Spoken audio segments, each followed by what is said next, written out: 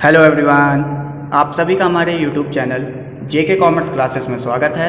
आज हम आपके साथ पीपल डेवलपमेंट एंड एनवायरनमेंट के 3 दिसंबर 2019 में जो क्वेश्चंस यूजीसी नेट के पेपर में पूछे गए थे उसको डिस्कस करेंगे। तो चलिए स्टार्ट करते हैं क्वेश्चन नंबर फर्स्ट के साथ। Biosphere reserve are biosphere reserve हैं। गैस आपको यहाँ पर बायोस्फीयर रिजर्व से रिलेटेड कुछ स्टेटमेंट दिए गए हुए हैं। आपको इन स्टेटमेंट के बेसिस पे अपना करेक्ट कोड सेलेक्ट करना है। तो चलिए सबसे पहले हम लोग ये जानते हैं कि बायोस्फीयर रिजर्व क्या होते हैं। बायोस्फीयर रिजर्व काफ़ी बड़े बड़े प्रोटेक्टेड एरियाज होते हैं जिनका यूज़ हम वाइल्ड लाइफ के कंजर्वेशन के लिए या बायोडाइवर्सिटी को सपोर्ट करने के लिए करते हैं। Biosphere reserve terrestrial and coastal area का एक अनूठा और प्रतिनिधित्व करने वाला इकोसिस्टम होता है जो कि नेशनल गवर्नमेंट द्वारा मॉनिटर किया जाता है। बायोस्फीयर रिजर्व के 3 जोन होते हैं, जिसमें से पहला है हमारा आउटर मोस्ट जोन, जिसे हम लोग ट्रांजिशन जोन भी कहते हैं। इसके अंदर सेवरल ह्यूमन एक्टिविटीज़ की जाती हैं। दूसरा जोन है हमारा बफर जोन, जिसे हम लोग मिडिल जोन भी कहते हैं। इसके अंदर ह्यूमन एक्टिविटीज़ का जो इन्वॉल्वमेंट होता है वो काफ़ी लिमिटेड मात्रा में होता है।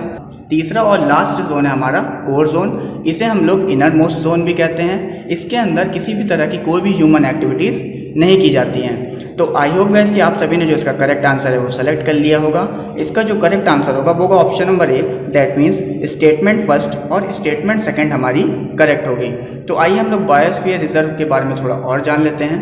It is a unique and representative ecosystem of terrestrial and coastal area which are internationally recognized within the framework of UNESCO's Man and Biosphere program. Biosphere reserve terrestrial and coastal area का एक अनूठा और प्रतिनिधित्व करने वाला ecosystem होता है जिसे यूनेस्को द्वारा रिकॉग्नाइज्ड किया जाता है। Initiated by UNESCO in 1973 and 1974। Biosphere reserve को 1973 और 1974 में यूनेस्को द्वारा इनिशिएट किया गया था। According to world network of biosphere reserve, 631 biosphere reserve in 119 countries. तो आई होप गाइस कि आप सभी को क्वेश्चन नंबर फर्स्ट क्लियर हुआ होगा।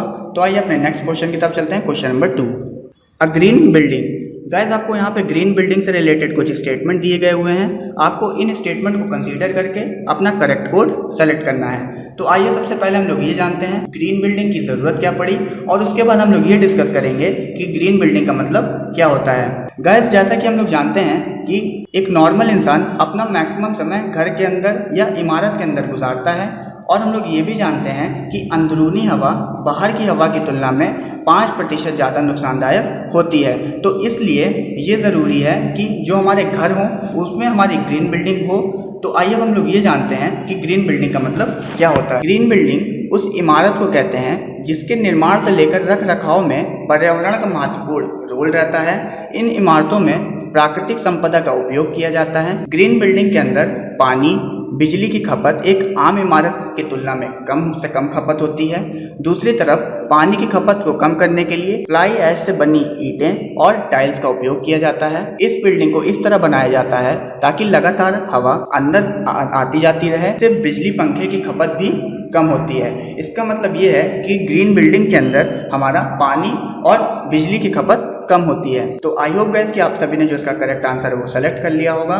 इसका जो करेक्ट आंसर होगा वो option number B, that means पहला स्टेटमेंट, चौथा स्टेटमेंट और पांचवा स्टेटमेंट हमारे ग्रीन बिल्डिंग से रिलेटेड करेक्ट है। तो आइए हम लोग ये जानते हैं कि ग्रीन बिल्डिंग के क्या क्या बेनिफिट होते हैं और क्या क्या डिमेरिट होते हैं। Merit and demerit of green building. जो हमारा ग्रीन बिल्डिंग होता है इसमें हमारी एनर्जी सेव होती है, इंडोर एयर क्वालिटी इंप्रूव होती है, वाटर का कम से कम यूज होता है, रिड्यूस द वेस्ट कम होते हैं, इट इज इजिली मेंटेनेंस, इसको आसानी से मेंटेन किया जा सकता है, it improve the health and lifestyle and recreation of the environment. इसके कुछ डिमेरिट्स होते हैं जैसे initial cost of this construction is high, इसको बनाने में काफी ज्यादा कॉस्ट आती है।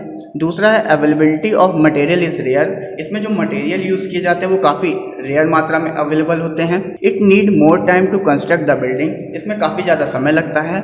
और लास्ट है it need skilled worker to construct the building, इसमें काफ़ी स्किल्ड वर्कर की ज़रूरत पड़ती है। तो आई होप गाइस कि आप सभी को क्वेश्चन नंबर 2 क्लियर हुआ होगा। तो आइए अपने नेक्स्ट क्वेश्चन की तरफ चलते हैं। Question number 3, methane a green house gas is emitted from. Methane एक ग्रीन हाउस गैस है और आपको ये बताना है कि मीथेन गैस कहाँ कहाँ से निकल सकती है।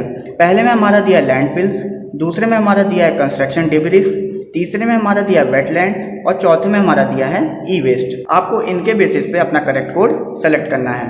आई होप गाइस कि आप सभी ने जो इसका करेक्ट आंसर है वो सेलेक्ट कर लिया होगा। इसका जो करेक्ट आंसर होगा वो option number C, that means landfill and wetland से हमारी मीथेन गैस एमिट होती है। तो आइए हम लोग ये डिस्कस कर लेते हैं कि मीथेन गैस कहाँ से और कितनी मात्रा में निकलती है।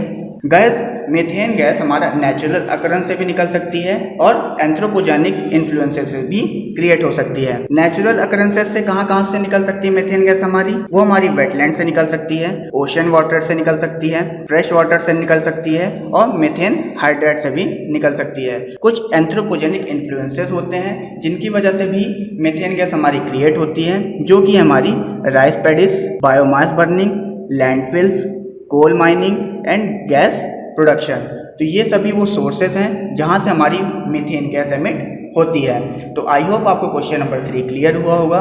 तो आइए अपने नेक्स्ट क्वेश्चन की तरफ चलते हैं। Question number 4, the share of which of the following sources of energy in electricity generation in India at present is the least. India में किस सोर्सेज से इलेक्ट्रिसिटी पावर जनरेशन सबसे कम होती है।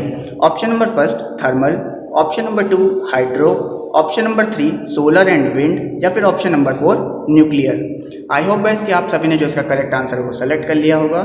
इसका जो करेक्ट आंसर होगा वो option number D, that means nuclear. India में न्यूक्लियर सोर्सेज से इलेक्ट्रिसिटी पावर जनरेशन सबसे कम होती है। तो आइए अपने नेक्स्ट क्वेश्चन की तरफ चलते हैं। Question number 5, national disaster management authority in an agency of the ministry of. National disaster management authority किस मिनिस्ट्री के अंदर आती है।